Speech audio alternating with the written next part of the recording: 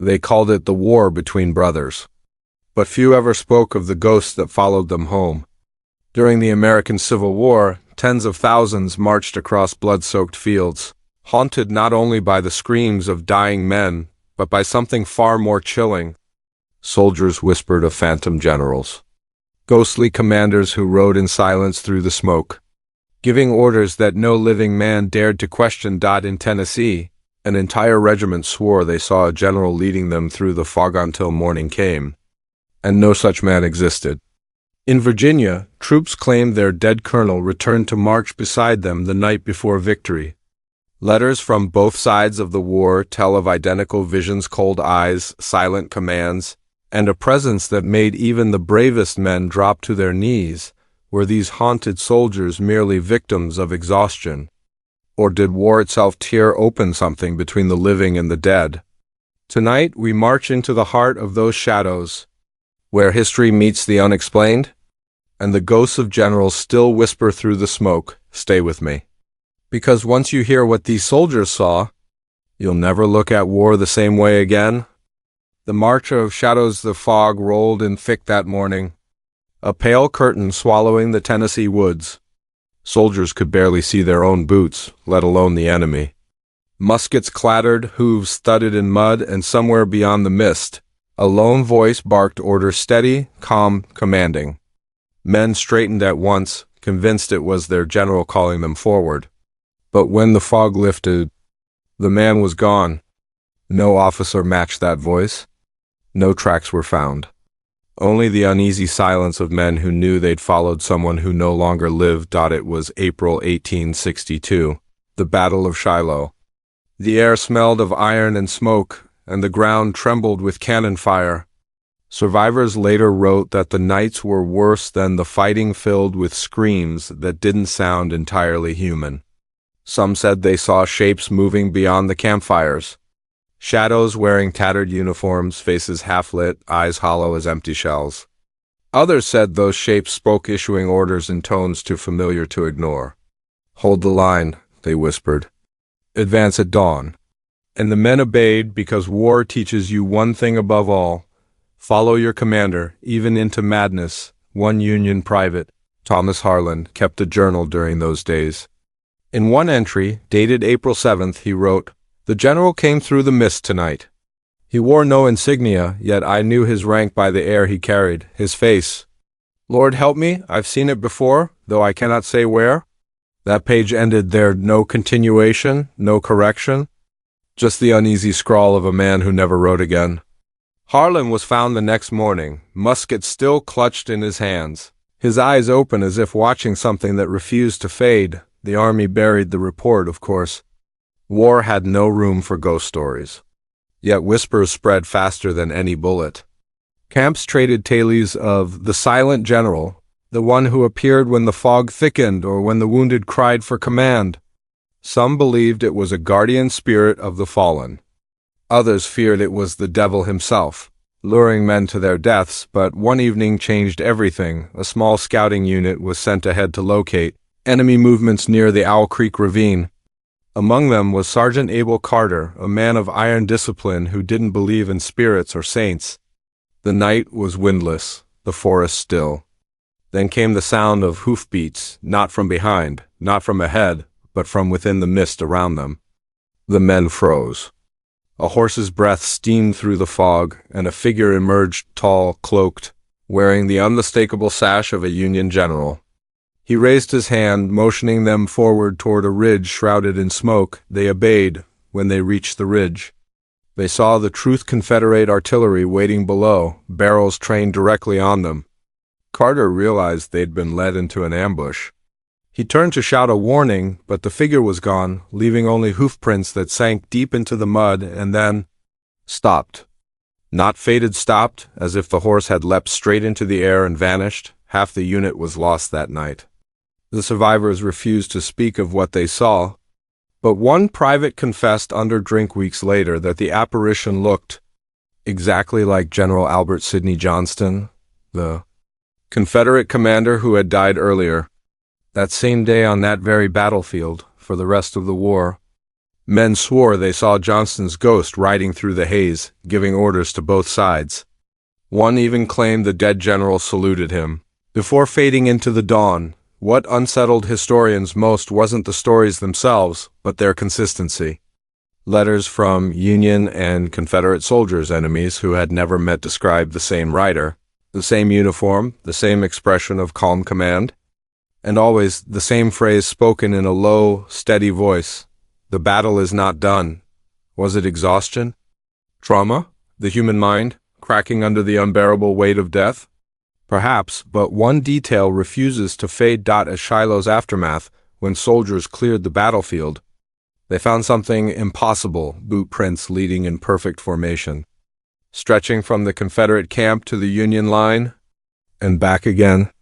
No single man could have made them all. No tracks broke off into the woods. It was as if an invisible regiment had marched through the night, moving in both directions. Carter's surviving comrades swore they heard those footsteps days later, echoing long after every man had stopped marching. It sounded, one wrote, like the earth itself was walking. Commanders tried to keep morale intact. They told their troops the sounds were merely echoes bouncing through the hills. But every night after the guns fell silent, the forest whispered. Horses spooked without cause. Lanterns flickered, though the air was still. Men began to carry crosses or scraps of scripture sewn into their coats. Some even refused to sleep near the edges of camp, fearing they'd wake to see that silent general standing watch again. The deeper they marched south, the stronger the stories grew. By the time they reached Corinth, the legend had spread across 3 armies. Some soldiers claimed to see the phantom riding alongside them during night march. Others heard him muttering commands in their dreams. And when the bugles called at dawn, men swore they were already awake, as if someone had roused them moments before. It wasn't only the living who were being led, it was the dead who refused to stop leading. One night, a chaplain named Reverend Dawson kept watch near a trench where fallen men had been hastily buried. The moon was veiled by drifting smoke. Around midnight, he saw figures rising from the fog, thin, colorless, wearing uniforms still torn from battle. They moved in unison, marching without sound. Dawson dropped to his knees, clutching his Bible, but something held him frozen. One of the ghostly figures stopped and turned its head toward him. It lifted its hand to its hat and saluted. By morning, Dawson's hair had turned completely white. The war raged on. But after Shiloh, something invisible marched beside the army, seen by thousands, denied by command, feared by all. Generals began to order stricter night watches, not just for enemy scouts, but for unauthorized movement within their own ranks. Men who patrolled after dark often returned shaken, refusing to speak of what they saw. Some never returned at all. And still, the stories continued. Years later, when peace finally came, veterans gathered to share their memories. Around campfires and taverns, they spoke of smoke and silence, of unseen leaders and ghostly battalions. One veteran from Illinois said he still heard the phantom's orders whenever the wind blew through the trees. Another, from Mississippi, swore that during his final battle, he saw the same spectral general, standing on a hill overlooking both armies, face hidden by shadow. He said the figure raised its sword toward the sky, and the clouds began to move. They all agreed on one thing: the war might have ended on paper, but its spirits had never been laid to rest. Something had been unleashed in those fields, something that didn't belong to either side. And in the years that followed, as ghost sightings continued from Tennessee to Georgia, one name kept reappearing in diaries and letters, a place whispered among veterans like a curse, where the dead were said to still march under moonlight. That place was Chickamauga, and the soldiers who camped there would soon learn. The silent general was not the only ghost haunting their ranks. The ghost at Chickamauga night fell like a curtain over the valley of Chickamauga. The forest stood still, tall, silent, watching. Somewhere in that darkness, thousands of men waited for dawn, knowing the battle to come would drown the hills in blood. They didn't know that something else was already waiting for them. Chickamauga. The word itself came from the Cherokee tongue, meaning river of death. Locals said it was cursed long before the war began. Travelers vanished there. Hunters spoke of whispers in the trees and eyes in the fog, but soldiers didn't have the luxury of belief, they had orders. And so, in September 1863, both Union and Confederate forces marched into that cursed valley. At first, the battle unfolded like any other: shouting, smoke, confusion. But as the days stretched and the dead piled high, a strange calm began to settle over the fields each night. Men on both sides swore they saw a faint blue light drifting between the trees. Some thought it was lanterns from the other army. Others claimed it moved too smoothly, too silently, as if gliding above the ground. Then came the night of September 19th. Private Samuel Whitaker of the 21st Ohio Infantry had been posted on sentry duty near a creek. The air was thick and damp, smelling of gunpowder and rot. Around midnight he saw something aglow, faint at first, then brighter.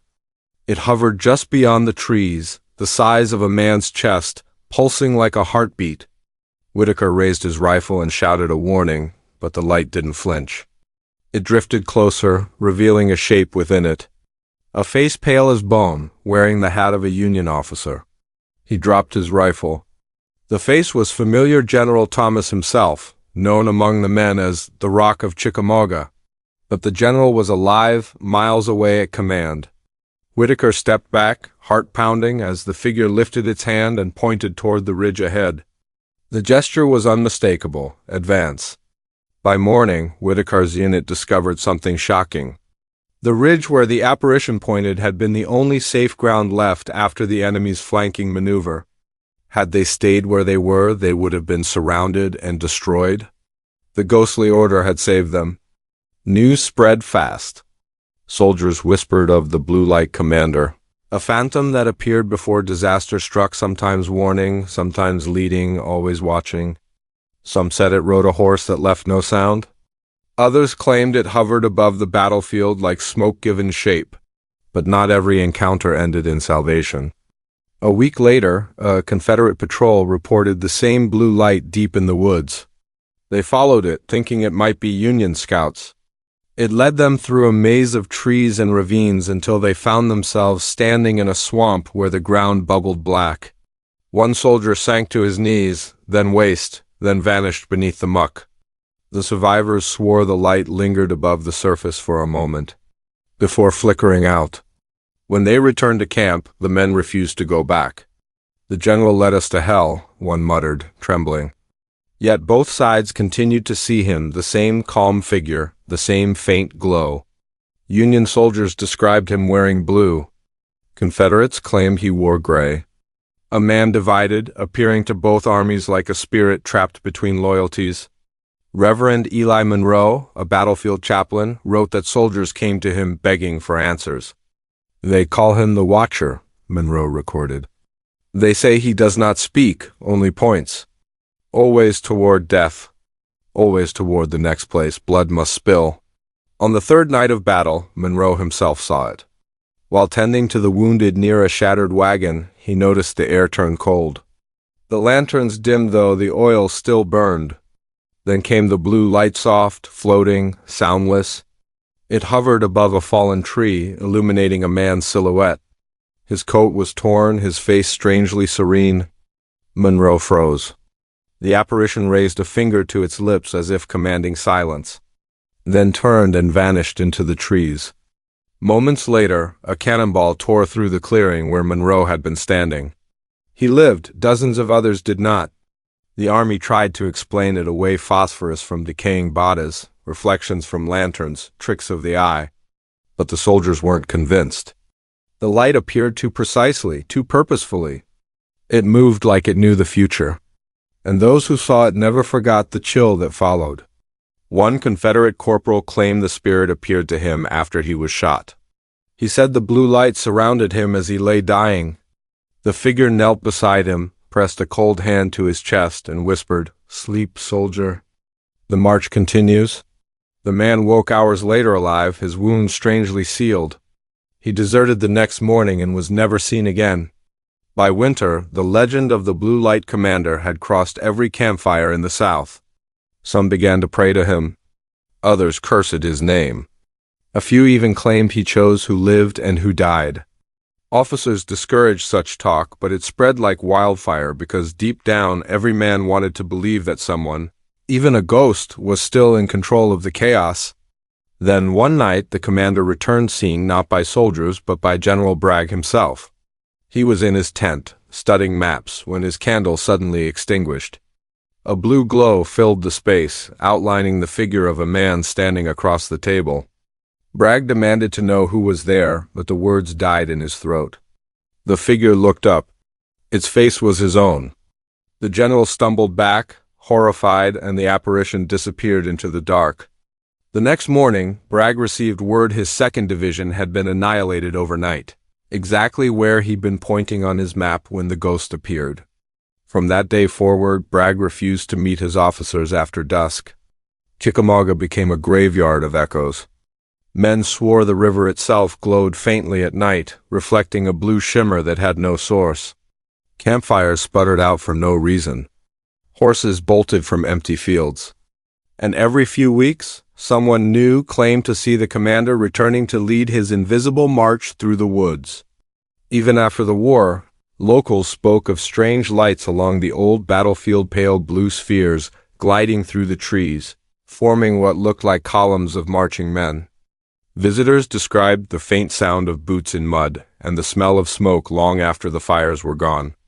Some historians tried to dismiss it as lingering trauma, but others noticed something deeper: the timing. The sightings increased on the anniversaries of the battle, as if the ghosts were returning to replay the moments they could never escape. And perhaps the strangest detail of all came from a letter found decades later, written by a Union soldier who'd fought at both Shiloh and Chickamauga. In it, he described the blue light commander and added one final line. He looked the same as the general we followed through the fog at Shiloh. Only now he shines brighter. 2 battlefields, 2 armies, 1 ghostly leader. And though the war would soon end, the soldiers' torment was far from over. Because what waited beyond Chickamauga was not salvation, but the realization that the dead generals might not be leading them home at all. They might be leading them somewhere much darker. Spirits in command the war dragged on, and so did the whispers. Every new battlefield seemed to inherit the curse of the last.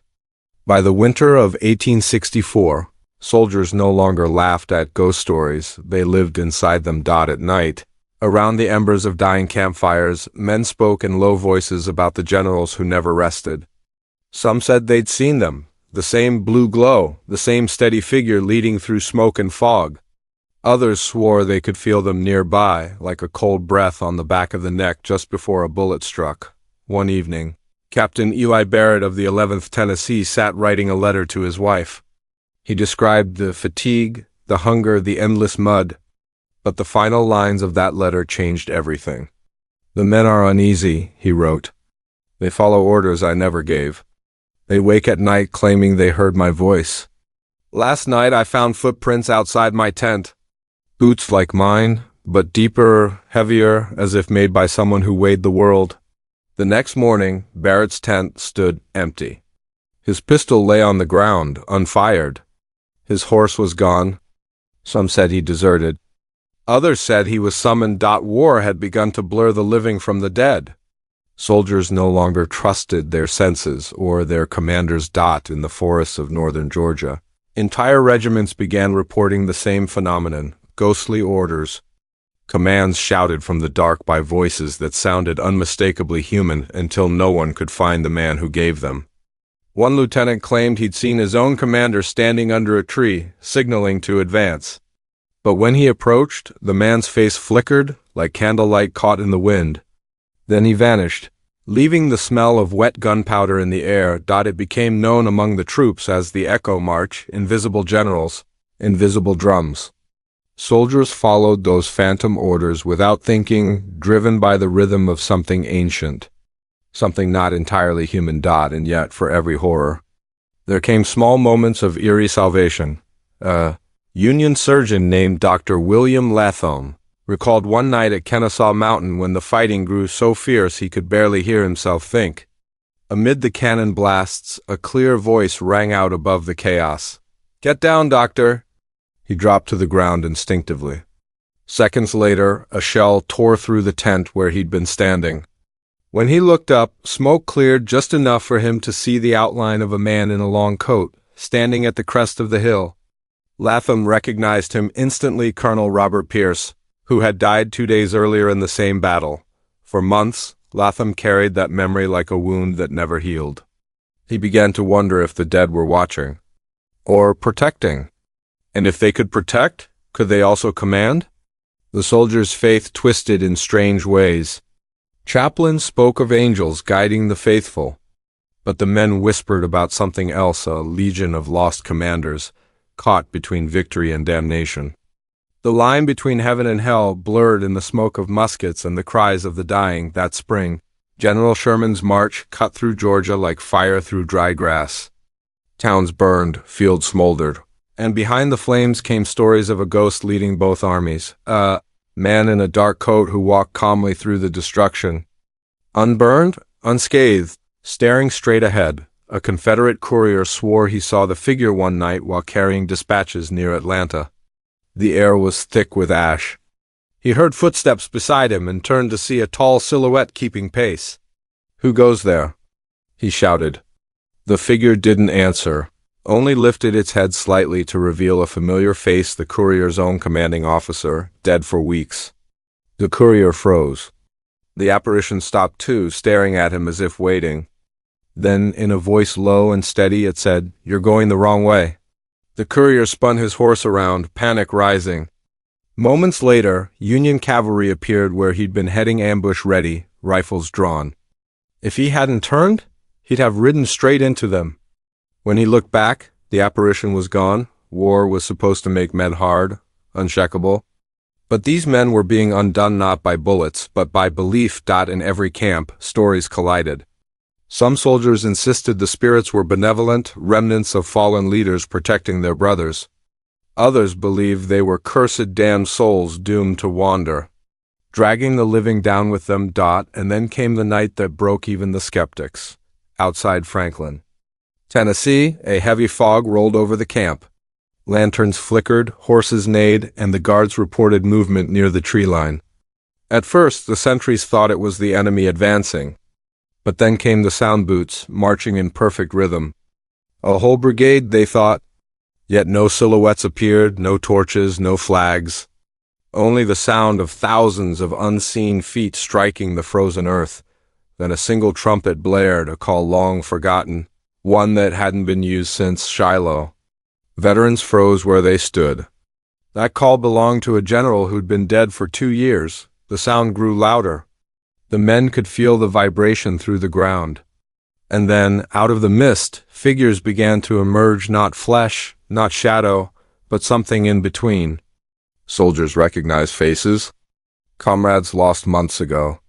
They marched in silence, eyes blank, uniforms tattered, guns at their sides. The living stood frozen, unable to move as the ghostly battalion passed through them. The air turned ice cold, breath visible even in the dark. One of the spectral soldiers stopped in front of a corporal and raised his hand in salute. The corporal's heart nearly stopped. He knew that face. It was his brother, dead at Chickamauga. The apparition opened its mouth as if to speak, but only a faint whisper escaped, "Still marching." Then it dissolved into the fog when dawn came. The ground was covered in frost, though the weather had been mild. The men swore they heard distant drums fading into the horizon. The officers ordered silence. No one was to speak of it again, but word spread anyway, because something in that encounter had changed them. They no longer feared the enemy. They feared the command of the unseen. After that night, strange things began happening across both lines. Messages went missing, maps reappeared altered, units marched in the wrong direction with no one claiming responsibility. It was as though invisible hands were rearranging the war itself. And then a rumor surfaced, quiet, dangerous, whispered in corners. Some soldiers believed that the spirits weren't haunting them at all. They were using them. That every misplaced order, every sudden blunder, every eerie coincidence was not chaos, but strategy, a strategy led by commanders who no longer had bodies. Only purpose. By spring's end, the war's final battles loomed. The men prayed for peace, but even peace began to feel like a lie. Because how do you stop fighting when your generals never died? As the armies pushed north toward the war's closing days, one final march awaited, a campaign so haunted that even the officers would speak of it only in whispers. It began with a letter found in an abandoned camp. Scrawled in shaking handwriting, they march beside us still. We obey without knowing why. The war has ended for men, but not for them. And somewhere beyond the smoke and silence, an old bugle cried once more, calling the dead to assemble. The letters they tried to bury spring came late in 1865. The rain didn't fall, it lingered, slow and heavy, turning the roads to rivers and the trenches to graves. The war was nearing its end, but the men could feel something worse approaching. They spoke little, slept less, and when they did, their dreams were filled with boots and bugles and that same spectral blue light moving across the fields, like a silent prayer. It was around this time that the letters began to surface. Tattered, rain-stained pages found in abandoned tents, in coat pockets, even sewn into uniforms. The handwriting varied, but the message never did. Each letter spoke of ghostly commands, of dead officers returning to lead night marches, of armies that moved without sound or breath. Most of those letters were confiscated and burned by officers terrified that panic might undo what little discipline remained. But a few escaped the flames, and those few would become the key to one of the most disturbing patterns in the entire war. The first came from a Union courier named Elias Rowe. His note was discovered after his horse was found riderless near the edge of a battlefield in Virginia. The letter was short, written in a frantic hand. He called to me again, it read. The general with the hollow eyes said we must march. Said the war's not done until the moon runs red. The men followed him. I followed too. But when morning came, there were no footprints, no men. Only me. Command dismissed it as the ranting of a soldier gone mad. But then came another, this time from the Confederate side. A corporal named Jonah Vance wrote to his brother, "We are being led by the dead, I swear it. Orders come through camp with no messenger. Voices sound in the fog. And last night I saw the general himself, his chest torn open, but his sword raised high. We followed him through the marsh. Come dawn, the ground was empty. Only the sound of drums, buried deep in the mist. 2 men enemies, hundreds of miles apart, writing the same nightmare. Word of these letters reached headquarters, and soon an investigation was quietly launched. Colonel Addison Graves, a hardened veteran with no patience for superstition, was tasked with finding the truth. He gathered a small detachment and began collecting reports from both sides' letters, journals, anything that hinted at these ghostly leaders. What he found began to shake even his iron resolve. Every document mentioned the same detail, a command to march toward the east. Not toward battle, not toward retreat, but east. And in every case, the soldiers who followed that unseen direction vanished. Entire patrols gone without trace. No bodies, no weapons left behind. Just empty roads and silence. Graves began to suspect a pattern that stretched beyond the imagination. He traced the disappearances across maps and saw something strange align.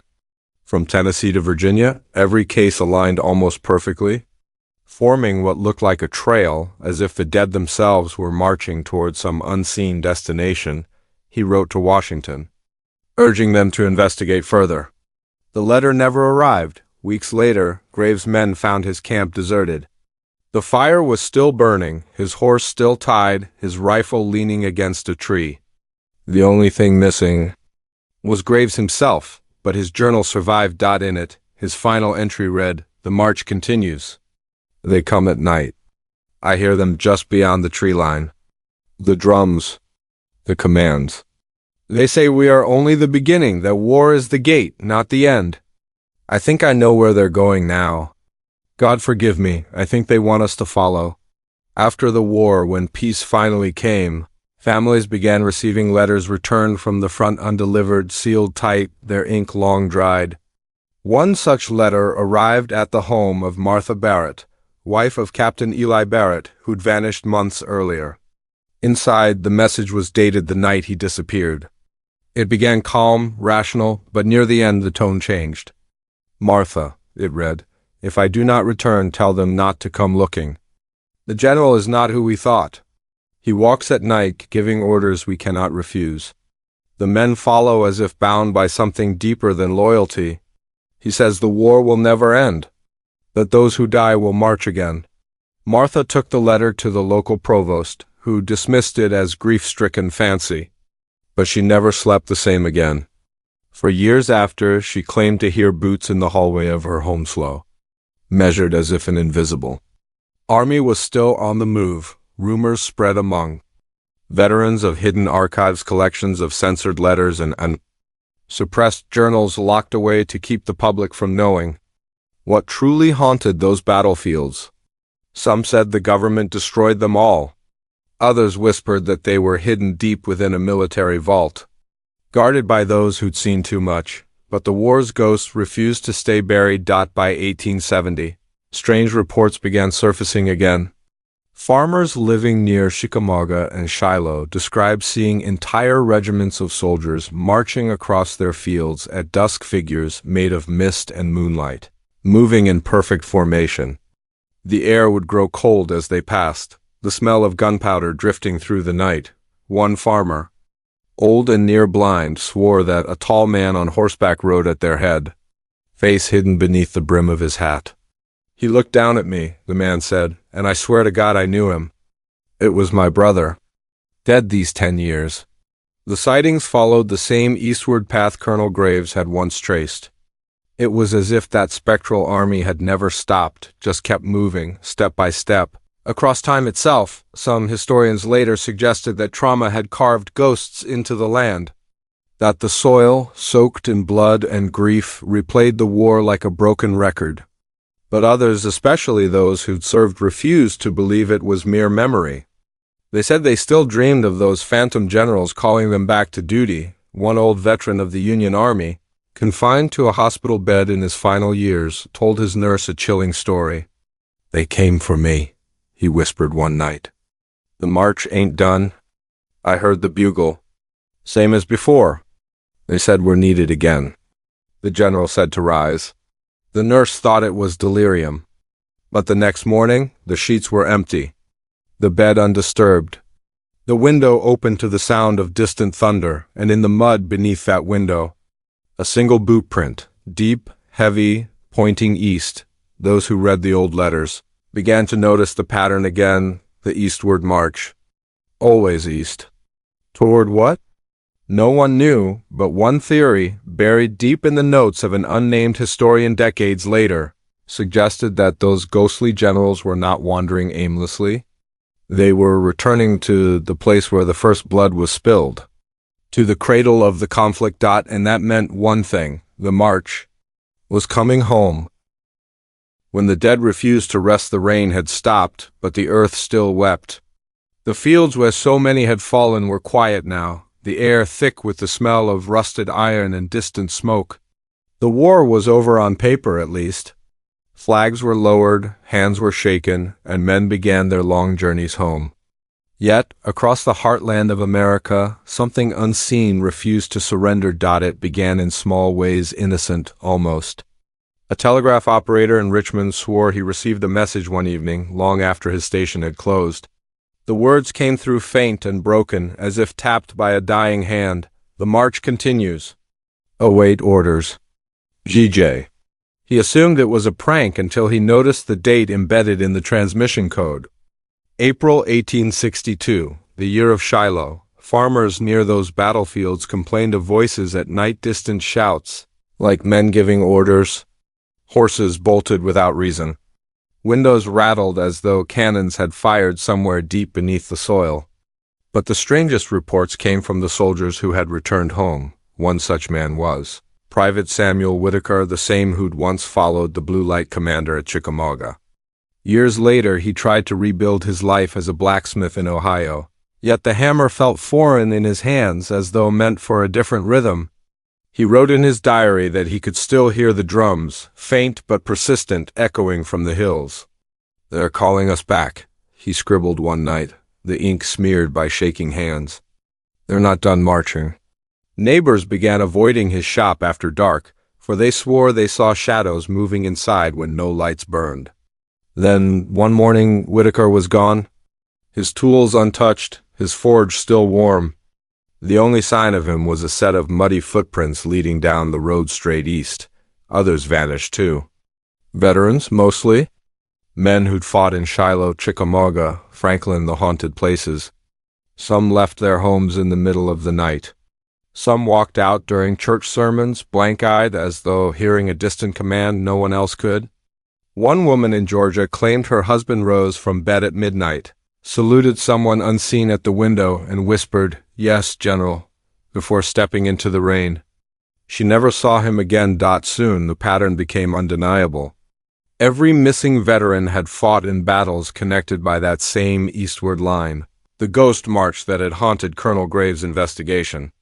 Only now it wasn't the dead who were marching. It was the living drawn to join them. By the 1880s, stories of the phantom columns filled small-town papers. Journalists dismissed them as folklore born of guilt and grief. But one reporter from Savannah, Henry Lorne, decided to follow the trail. He collected accounts, studied maps, even interviewed the widows who still kept boots by their doors for when he comes back. Lorne's final report was never published. His notebook was found half buried near the ruins of an old battlefield church. The pages were soaked, but one entry remained legible. They came out of the mist. Men in gray and blue, marching together, faces hollow but eyes alive. I saw their leader, a general, tall, cloak torn, face lit by a pale fire. He looked right at me. I swear to God he smiled. And then the light swallowed them all. No one ever found Lorne, but the townsfolk said that on quiet nights. You could still hear his pen scratching faintly from the woods, as if he were still taking notes, over time. Historians tried to bury the stories just as officers had buried the letters. They blamed mass hysteria, shell shock, collective grief. They said the men were broken by what they'd seen, their minds inventing phantoms to fill the silence left by war. But there were details logic couldn't erase. In 1901, a team of railroad workers expanding east from Tennessee uncovered a trench filled with bones, hundreds of them, arranged neatly in formation, rifles rusted but still in hand. When the site was examined, it became clear the uniforms didn't match.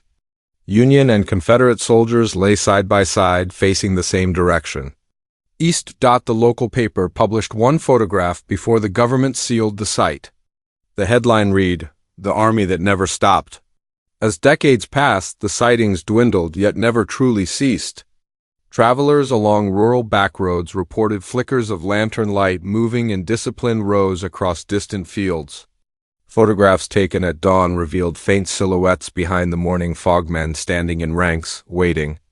Always waiting, and every so often, a whisper would surface, an old letter found in an attic, a diary hidden behind loose boards. All telling the same story, the same command, the same promise: the march continues. Even today, descendants of Civil War soldiers claim that strange things happen on certain nights near the old battlefields. Electrical devices fail. Compass needles spin eastward no matter where they're held. Some visitors report hearing drums so faint they seem to come from beneath the ground. One park ranger at Shiloh recounted how his patrol horse froze mid-step and refused to move. He followed the animal's gaze and saw, for an instant, a rider standing on the ridge's shadow, crowned in moonlight, saluting. When the ranger blinked, the figure was gone. The next morning, the ranger found boot prints in the dew, hundreds of them stretching from the ridge all the way to the tree line. No modern boot matched their design, perhaps. The strangest account came from a historian in 1932, who claimed to have deciphered an old map linking all the major sightings. He traced the pattern again, the same as Colonel Graves had once done, and realized that the invisible line running through every haunted site led not to the sea, but to Washington. Straight to the nation's heart. When asked what it meant, he simply said, "They're coming to finish the war." The map vanished soon after. So did the historian. And yet, when travelers camped near those forgotten fields, they still described the same dream: a long road of smoke, a sound of marching, A face emerging from the mist, a general, eyes hollow, voice calm, whispering, "Fall in, soldier." Maybe it's imagination. Maybe it's history itself refusing to die. But if you listen closely on the nights when fog rolls low and the crickets fall silent, you might hear them too. The rhythm of boots, the soft clang of ghostly sabers, the faint call of a trumpet echoing across centuries. They say the war is over. But somewhere between the earth and the sky, under the weight of memory and blood, those phantom generals still march. And they're not alone, because every war leaves something behind. And some armies, some commands never truly fade, the last sound you'd hear. If you ever wandered too close to those fields, would not be your own breath or the wind through the grass. It would be the soft, steady voice of a leader long dead, whispering from the darkness, "Forward, men. The march has only begun."